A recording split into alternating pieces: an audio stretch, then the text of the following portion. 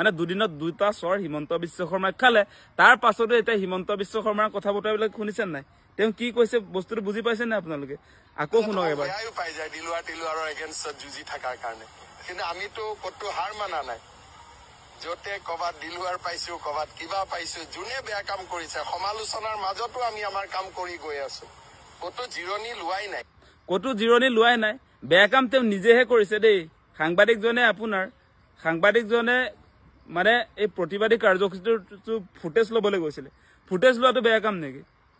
এতিয়া দুৰ্নীতিৰ অভিযোগ উত্থাপন হৈছে এপেক্স বেংকৰ বিৰুদ্ধে সেই যিটো প্ৰতিবাদ হৈছিলে সেইদিনা সেইটো কভাৰেজ কৰিব গৈছিলে দিলৱাৰ হুছেইন মজুমদাৰে এতিয়া আপোনাৰ মিডিয়াই প্ৰশ্ন সোধাটো বা মিডিয়াই কিবা প্ৰতিবাদী কাৰ্যসূচী এটা কভাৰেজ কৰাটো কিবা বেয়া কাম নেকি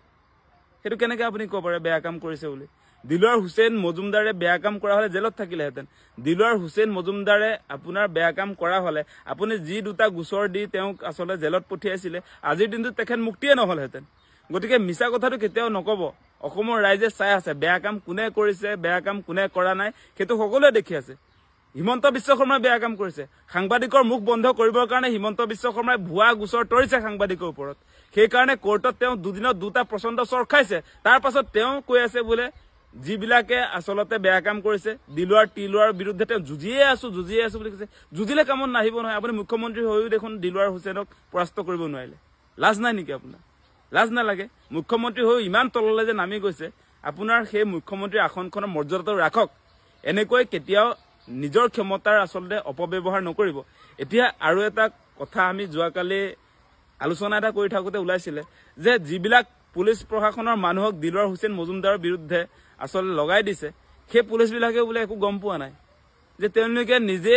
গমেই পোৱা নাই আচলতে কি কৰি আছে দিলৱাৰ হুছেইনক গ্ৰেপ্তাৰ কৰা কথাটো সেইটো কিয়নো গ্ৰেপ্তাৰ কৰা হৈছে আপোনাৰ তেওঁৰ ঘৰত ৰেড কৰা হৈছে তেওঁৰ দোকানত ৰেড কৰা হৈছে কি কৰি আছে পুলিচবিলাকৰ নিজে মানে আপোনাৰ একো বুজিয়ে পোৱা নাই তেওঁলোকৰ মাথা গৰম হৈ গৈছে মানে তেওঁলোকে নিজে গম নাপায় মানে কি কৰিছে কি নাই কৰা মুঠতে ডিক্টেশ্যন দিছে হিমন্ত বিশ্ব শৰ্মাই সেইমতে কাম চলি গৈ আছে মানে পুলিচবিলাকে নিজকে নিজে পাগল যে লাগিছে বুলি কৈছে মানে এনেকুৱা এটা পৰিস্থিতি বৰ্তমান সময়ত যি ধৰণে অসম পুলিচক হিমন্ত বিশ্ব শৰ্মাই আচলতে যি ধৰণে গঢ়িছে এইটো অত্যন্ত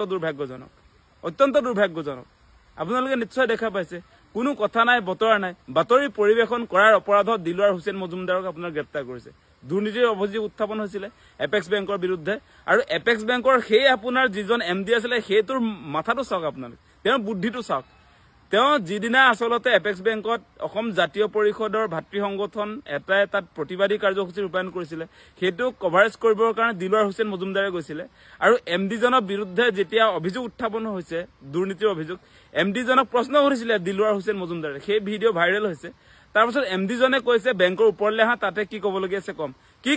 আছে কম বুলি কৈ আচলতে তাত বেংকত আবদ্ধ কৰি ৰাখিলে সাংবাদিক দিলৱাৰ হুছেইন মজুমদাৰক তাৰপাছত তেওঁলোকৰ বেংকৰে এগৰাকী সিকিউৰিটি গাৰ্ড বড়ো সম্প্ৰদায়ৰ সেই মানুহজনক বোলে দিলৱাৰ হুছেইনে বেয়াকে ক'লে বড়ো জাতি হৈ কিবা বেছি কৰা বুলি এনেকুৱা শব্দ এটা বোলে দিলৱাৰ হুছেইনে ক'লে তেনেকুৱা এটা ভুৱা গোচৰ মনে সজা গোচৰ তৰি এগৰাকী নিৰ্ভীক নিৰপেক্ষ সাংবাদিকক কেনেকে ফচাবলৈ যত্ন কৰিছিল দেখিছে নে মানে এই গোটেই কাৰবাৰটো হৈছে আপোনালোকে একদম মনত ৰাখক তাৰ মূল কথাটো হৈছে যে ২৬ত নিৰ্বাচন আছে গতিকে সাম্প্ৰদায়িক ৰহণ খানিব লাগে সেইকাৰণে দিলৱাৰ হুছেইন নহয় যে নামটো হুছেইনটোতে এতিয়া হিমন্ত বিশ্ব শৰ্মাই ৰাজনীতিটো কৰিম বুলি ভাবিছিলে হুছেইন মানুহ এটাক এনেকে মানে কি বেংকত ডকাইতি কৰিবলৈ অহা বড়ো মানুহ এজনক আপোনাৰ গালি পৰা সেই কথাটো কৈ এতিয়া আমাৰ ট্ৰাইবেল মানুহখিনিক মানে একগোট কৰিবৰ কাৰণে ট্ৰাইবেল মানুহবিলাকৰ সমৰ্থন ল'বৰ কাৰণে তেওঁ যিটো কেছত ফচাইছিলে প্ৰথমতে আপোনালোকে কেছটো গম পাইছিলে প্ৰথম যিটো কেছ সেই কেছটো আপোনালোকে জানে the schedule caste and the schedule tribes prevention of atrocities amendment act 2015 সেই আইনৰ জৰিয়তে প্ৰথমতে দিলৱাৰ হুছেইনক আপোনাৰ গ্ৰেপ্তাৰ কৰা হ'ল তাৰ পাছত এদিন জেলত পঠিয়ালে তাৰ পাছত সেই কথাটো যে দিলৱাৰ হুছেইনে কোৱা নাছিলে সেই কথাটো কোৰ্টত প্ৰতিষ্ঠা হ'ল লগে জামিন পালে এই গোটেই কথা বতৰাবিলাক তেতিয়া আপোনালোকে নিশ্চয় চাই আছিলে তাৰ পাছত সেইটো কেছত যেতিয়া ফচাব নোৱাৰিলে তাৰ পাছত কি কৰিলে বোলে বেংকৰ নথি চুৰ কৰিবলৈ গৈছিলে বেংকৰ নথি চুৰ ডকাইত কৰিবলৈ বোলে দিলৱাৰ হুছেইন মজুমদাৰে গৈছিলে আকৌ মনে সজা আকৌ এটা নতুন গোচৰ তাৰ পাছতে কিন্তু দিলৱাৰ হুছেইনক হিমন্ত বিশ্ব শৰ্মাই ফচাব নোৱাৰিলে কাৰণ দিলৱাৰ হুছেইনটোতো সত্যত আছে দিলৱাৰ হুছেইনে মিছাৰ আশ্ৰয় লোৱা নাই মিছাৰ আশ্ৰয় লৈছে মুখ্যমন্ত্ৰী হিমন্ত বিশ্ব শৰ্মাই গতিকে মুখ্যমন্ত্ৰী হৈ মানে ৰাজ্যখনৰ মুৰব্বী হৈ এনেকুৱা ফটুৱা কামত কিয় লাগি থাকে বাৰু তাৰ পাছত এতিয়া তেওঁ কৈ আছে বোলে দিলুৱাৰ টিলুৱাৰ বিৰুদ্ধে তেওঁ লাগি থাকে, যুঁজি আছে, মানুহে বেয়াও পাইছে বুলি কৈছে। এনেকুৱা ফটুৱা কামত যুঁজি থাকিলে আপোনাক কোনে ভাল পাব বাৰু? দিলুৱাৰ টিলুৱাৰৰ ভূতে আপোনাক খেদি ফুৰিছে, নিজে বেয়া কাম কৰিব, এতিয়া আনক কিয় আপুনি গাত ঠেলি দিছে? আনৰ গাত কিয় ঠেলি দিছে? আচলতে নিজে বেয়া কামবিলাক যে কৰি আছে, এফালৰ পৰা আমাৰ গণতন্ত্ৰৰ চতুৰ্থ স্তম্ভৰ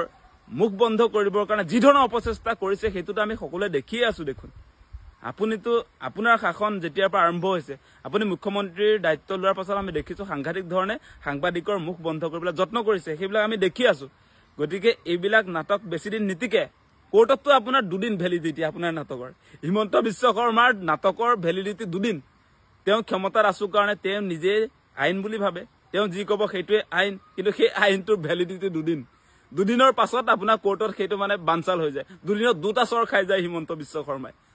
কোৰ্টে দিয়ে সেই চৰটো। গতিকে সেইটো দুৰ্ভাগ্যজনক। মুখ্যমন্ত্ৰীৰ আসনখন হিমন্ত বিশ্ব শৰ্মাই অৱনমিত কৰিছে। গতিকে সেই মানুহজন আমাৰ অসমৰ কাৰণে কেতিয়াও শুভ নহয়। গতিকে সেই মানুহজনক 26ৰ নিৰ্বাচনত বিদায় দিব লাগে, সেই কথাখিনি ক'লো।